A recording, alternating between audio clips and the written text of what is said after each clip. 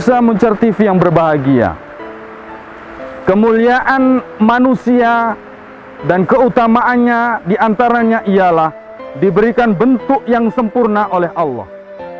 Yang kedua ialah diberikan akal oleh Allah Subhanahu wa Ta'ala. Kata istri baginda Rasulullah Sallallahu Alaihi Wasallam, Dewi Aisyah, mengatakan bahwa akal itu ada 10, dibagi 2 kelompok, yang 5 nampak dan yang 5 tidak nampak. Apakah akal yang nampak bagi kita semua? Yang pertama, akal yang nampak bagi kita, supaya pemirsa menjadi makhluknya Allah ini mengerti. Yang pertama kami sampaikan ialah akal yang nampak ialah diam. Kita diam menuju selamat. Janganlah kita banyak berbicara ketika tidak ada gunanya. Karena barang siapa yang banyak perkataannya, banyak percakapannya, itu akan menimbulkan banyak kesalahannya. Maka di hadis Rasulullah, man somata naja. Pelajaran-pelajaran di sekolahan kita semua mengerti. Barang siapa yang banyak diamnya, maka dia akan selamat. Yang kedua adalah santun. Bagaimana kita hidup bertetangga, bagaimana kita hidup bersosial, ini adalah kita santun. Yang ketiga adalah tawadu. Tawadu itu adalah andap asor kita, merendahkan diri kita, akan tetapi menuju kemuliaan.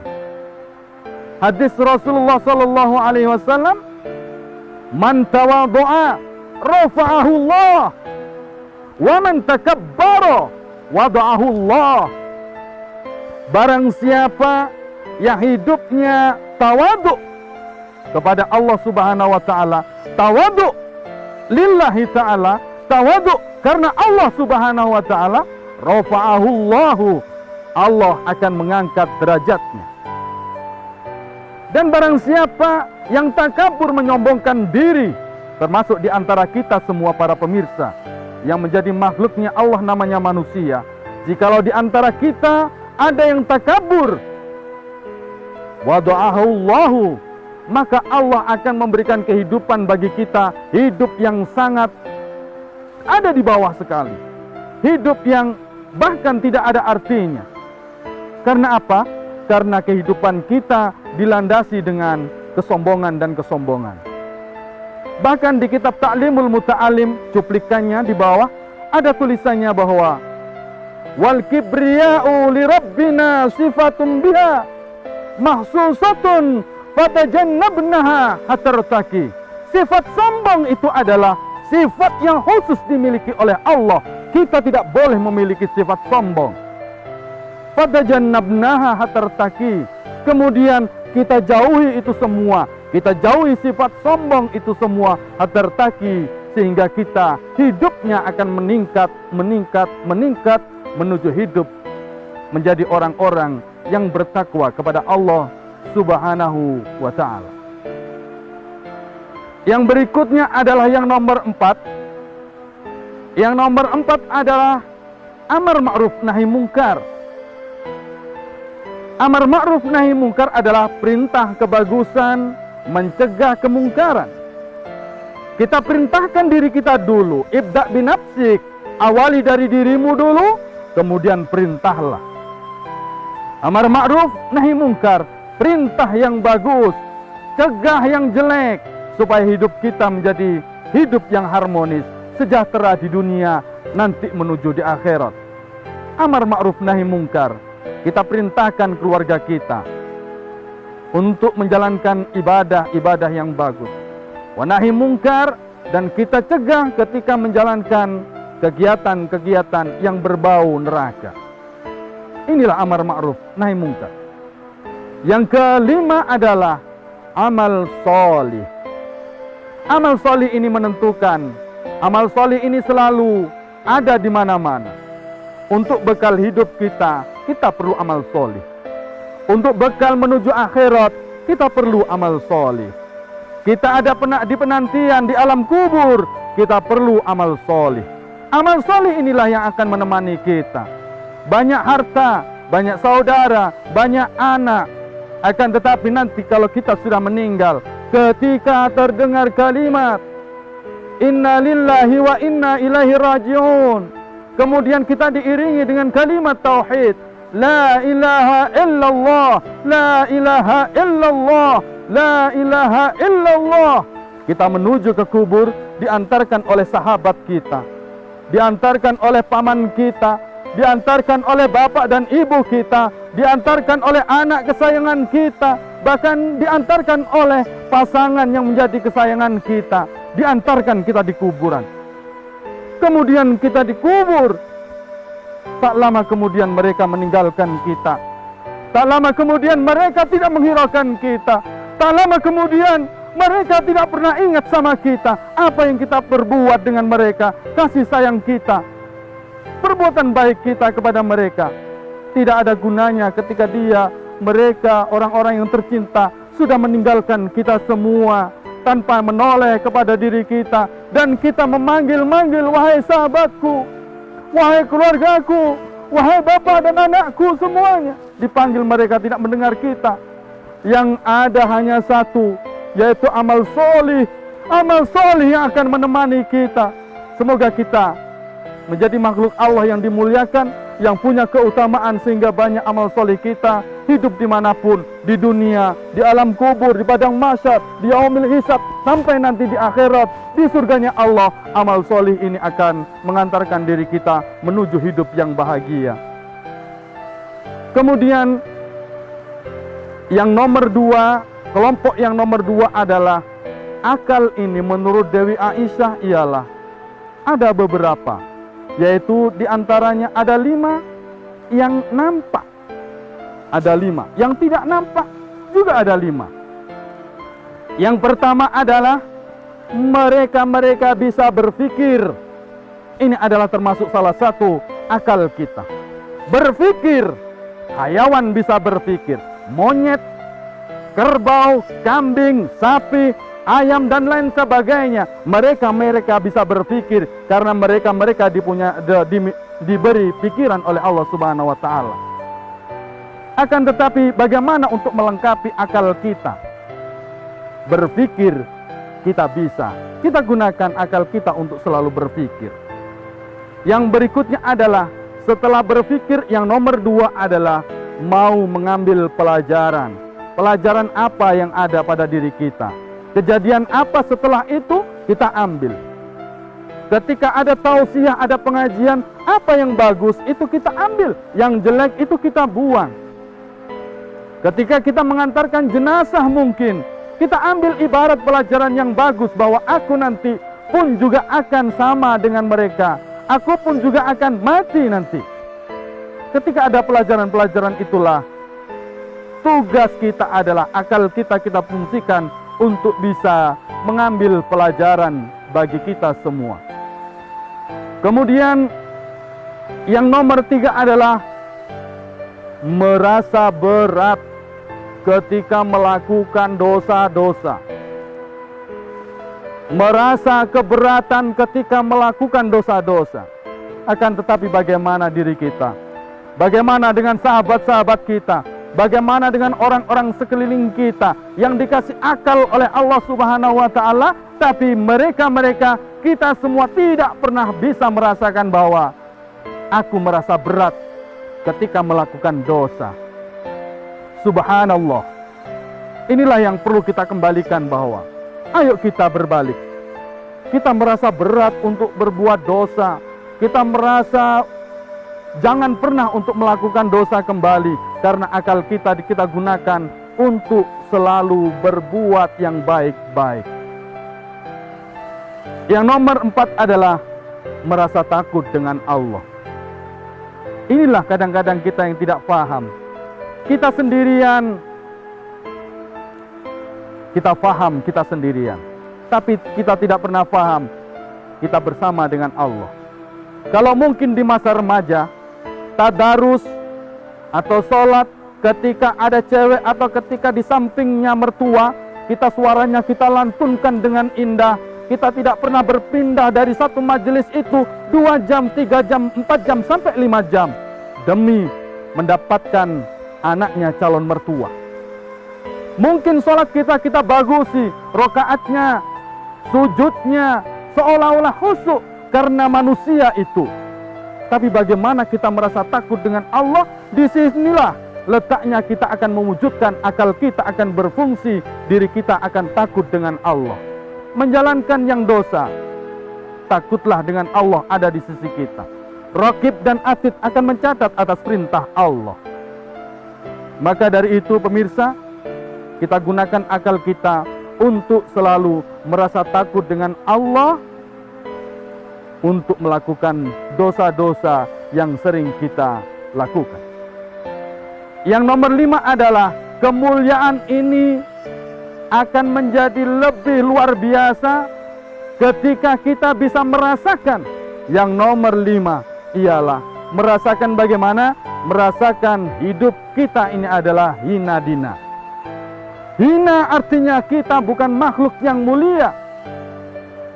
Ini yang perlu kita anggap, bahwa diriku adalah makhluk yang hina. Diriku tidak pantas berkumpul dengan manusia. Hidupku hanya untuk beribadah kepada Allah Subhanahu wa Ta'ala. Hina dina inilah yang harus bisa menjadi hiasan bagi diri kita. Mungkin kaya hanya semata, mungkin sehat hanya semata, mungkin cantik hanya semata, mungkin tampan pun juga semata. Tapi bagaimana kita bisa mengalihkan itu semua untuk bisa berhijrah dari sesuatu yang demikian untuk menuju kepada Allah? Kita hinakan hidup kita demi masa depan kita, yaitu kehidupan di akhirat di sisi Allah Subhanahu wa Ta'ala. Pemirsa Muncar TV yang berbahagia, inilah yang kadang kita lupa. Diberi kekayaan, diberi pangkat, diberikan derajat, diberikan tubuh yang kuat, kadang-kadang kita lupa. Allah Subhanahu wa Ta'ala mampu akan seketika itu menghinakan para raja-raja yang berkuasa, mampu memberhentikan para pemimpin-pemimpin yang kuasa, mampu memberhentikan, melumpuhkan pemimpin-pemimpin yang merasa big power untuk memimpin negaranya. Tapi ketika Allah mau menghinakan, maka raja-raja, pemimpin-pemimpin itu akan menjadi hidup yang hina. Dan bahkan kita yang hidupnya miskin saat ini, Allah ketika itu mau memuliakan, bismillahirrahmanirrahim, kita akan menjadi mulia karena kehendak Allah Subhanahu wa Ta'ala. Pemirsa Muncar TV yang berbahagia, akal inilah yang akan menyelimuti diri kita. Akal inilah yang akan menjadi hiasan diri kita. Hidup kita akan menjadi mulia. Allah Subhanahu wa Ta'ala selalu memberikan lapang kepada kita untuk menjadi tamunya. Ketika kita ada masalah, ayo kita datang kepada Allah. Ketika kita ada permasalahan, ayo kita curhat kepada Allah. Allah membuka pintu 5 kali. Apa yang engkau minta? Waktu subuh dibuka, kita salat subuh, kita ngeluh kepada Allah Subhanahu wa Ta'ala, kita curhat kepada Allah Subhanahu wa Ta'ala. Di waktu duhur, kita minta kepada Allah, ya Allah ya Rabbi, berikanlah kesejahteraan bagiku. Minta kepada Allah. Di waktu asar, tubuh kita yang sudah lelah, kita minta kepada Allah. Kita sujud menjalankan ibadah asar, kita minta kepada Allah. Allah membuka pintu itu. Ya Allah ya Rabbi, berikanlah kesehatan bagi tubuhku, bagi keluargaku, bagi teman-temanku, bagi tetanggaku, dan bagi semuanya. Kemudian di waktu maghrib, ketika kita masih ada masalah, datang ke Allah, menjadi tamunya Allah. Datang di waktu maghrib, ya Allah ya Rabbi, tadi aku banyak melakukan dosa, ampunilah dosa-dosaku, ampunilah semua khilafku. Di waktu maghrib. Kemudian di waktu isya, kita datang kepada Allah, ya Allah ya Rabbi, bukakanlah pintu rezeki bagiku. Semoga aku esok diberikan keselamatan olehmu, sehingga aku menjalankan bisnisku, aku diberikan kesuksesan olehmu. Allah Subhanahu wa Ta'ala sangatlah bermurah untuk menerima curhatan, keluh kesah dari kita semua. Kemudian Allah Subhanahu wa Ta'ala menciptakan keindahan-keindahannya. Wa khuliqal hasan. ala sab'ati aqsamin. Allah menciptakan keindahan di dunia dan di akhirat ini ada macam 7. Yang di akhirat biar dimiliki oleh para malaikat, kita nanti akan menuju ke sana. Tapi bagaimana keindahan-keindahan ini yang harus bisa kita rasakan sehingga menuju mulia, menuju keutamaan, kita hidup tidak sia-sia, kita tahu diri kita siapa.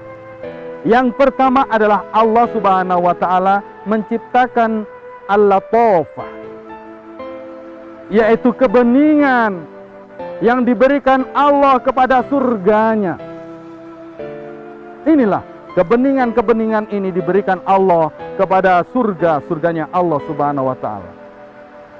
Yang nomor 2 al-malahah, yang diberikan kepada lil huril ain, diberikan kepada bidadari-bidadari. Kemudian ad-diya'u lisyamsi, kemudian cahaya diberikan kepada matahari. An-nur diberikan kepada rembulan. Az-zulmah diberikan kepada laila. Ar-raqatu wad-daqatu lil hawa, diberikan kepada angin-angin kelembutannya. Sejuk, lembut, berhembusan, namanya angin. Inilah diberikan keindahan oleh Allah. Mari kita sampaikan satu persatu. Yang pertama adalah al-latofah, kebeningan, kejernihan diberikan Allah kepada surganya Allah. Kemudian yang kedua, malahah, kemanisan-kemanisan diberikan kepada bidadari-bidadarinya Allah. Kemudian cahaya diberikan kepada matahari, sinar, an-nur diberikan kepada lil qamar, kepada rembulan. Kemudian az-zulmah diberikan kepada malam, kegelapan diberikan kepada malam. Ar-raqah wad-daqah diberikan kepada hawa, kelembutan dan hembusan angin diberikan kepada angin. Inilah kita tarik kesimpulan, dunia yang sangat lebar, alam jagat raya yang diciptakan oleh Allah ini penuh dengan kekuasaan. Kita baca semuanya Bismillah Allahu Akbar, dengan menyebut nama Allah, Allahu Akbar, kebesaran Allah akan datang kepada kita. Kita menjadi hina dina dan kita tarik kembali kepada diri kita. Allah menciptakannya al-latofah kepada surga, itu diberikan kepada siapa? Al-latofah itu diberikan Allah kepada jannah. Ini menuju ruh kita. Inilah kebeningan ruh kita. Malahah, kemanisan diberikan kepada bidadari-bidadari. Ini diberikan kepada ciptaan yang namanya manusia. Diberikan kepada lil lisanihi, kepada lisan kita, supaya berucap yang manis-manis. Kemudian cahaya matahari, cahaya yang diberikan Allah kepada matahari disempitkan lagi, dikecilkan lagi kepada makhluknya Allah, yaitu diberikan kepada wajah-wajah manusia yang supaya bercahaya semuanya. Kemudian nur, an-nuru lil qamar, sinar untuk rembulan diberikan Allah kepada rembulan. Kemudian kepada dunia kecil yang namanya manusia, yaitu diberikan kepada mata kita supaya kita bisa bersinar dan bersinar. Az-zulmah, kegelapan yang diberikan kepada Lailah, malam hari. Ini diberikan kepada rambut-rambut kita yang hitam terasa indah. Hitam-hitam nampak indah. Apalagi kalau rambut kita sudah menjadi iklan rambut, harganya akan mahal. Inilah keindahan-keindahan Allah Subhanahu wa ta'ala. Kemudian ar-raqatu wad-daqah, kelembutan dan keheningan ini diberikan kepada liqalbihi waslisirrihi, diberikan kepada hati kita dan kepada nurani kita. Tak ada orang yang jelek ketika ditanya hati. Hati tidak akan bisa ditipu bahwa kita adalah orang baik. Nurani kita tidak akan bisa menjadi orang yang kotor, karena kita diciptakan oleh Allah ini menjadi orang-orang yang baik. Sehingga semuanya, insan, manusia, makhluknya Allah ini akan kembali menjadi kodratnya, yaitu kodrat yang baik, yaitu kodrat menjadi orang-orang yang baik di sisinya. Allah Subhanahu wa Ta'ala. Pemirsa Mucar TV yang berbahagia, keutamaan ini pula dilandasi apa? Sampai-sampai Allah berfirman, wa id qulna lil malaikati isjudu li Adam. Ketika Allah Subhanahu wa Ta'ala berfirman memerintahkan kepada malaikat, wahai malaikat, sujudlah engkau kepada Adam. Ini adalah Adam mulia, lebih mulia daripada makhluk-makhluk yang lainnya, termasuk adalah malaikat-malaikat Allah. Dan kemuliaan, keutamaan manusia ini adalah ketika Allah mengajarkan semua. Wa 'allama Adamal asma'a kullaha subhanaka la ilma lana illa ma 'allamtana innaka antal alimul hakim. Manusia akan mengerti semua nama-nama yang ada di langit, yang ada di bumi, yang ada di lautan. Ini karena Allah Subhanahu wa Ta'ala telah mengajarkan kepada Nabi Adam alaihissalam. Subhanaka, maha suci Allah Subhanahu wa Ta'ala. Tidak ada ilmu bagi kami semua kecuali apa-apa yang telah diajarkan oleh Allah kepada kita semua. Sungguh mulialah Engkau, ya Allah ya Rabbi. Engkaulah yang maha mengetahui dan Engkaulah yang maha bijaksana. Pemirsa Mucar TV, kesimpulan dari kesemuanya adalah, marilah kita ketahui diri kita, bahwa diri kita adalah manusia yang diberikan keutamaan. Kemudian kita adalah manusia yang diberikan kemuliaan. Yang nomor 3 adalah, tidak usah kita khawatirkan bahwa sebenarnya kalau kita kembali kepada fitrah adalah kita menjadi makhluk Allah yang sangat mulia. Semoga dengan kemuliaan yang diberikan Allah kepada kita, kita bisa memanfaatkan menjadi makhluk yang lebih mulia, sehingga nanti kita akan dipanggil oleh Allah Subhanahu wa Ta'ala, wahai makhluk-makhluk yang mulia, datanglah kepada kami, masuklah ke surga kami. Kami akan mengantarmu, kami akan mengundangmu, wahai makhluk-makhluk yang mulia. Dengan akalmu engkau membedakan hal yang baik dan yang buruk. Dengan akalmu engkau bisa mengerti tentang syariat. Dengan akalmu engkau akan menjadi orang-orang yang mulia.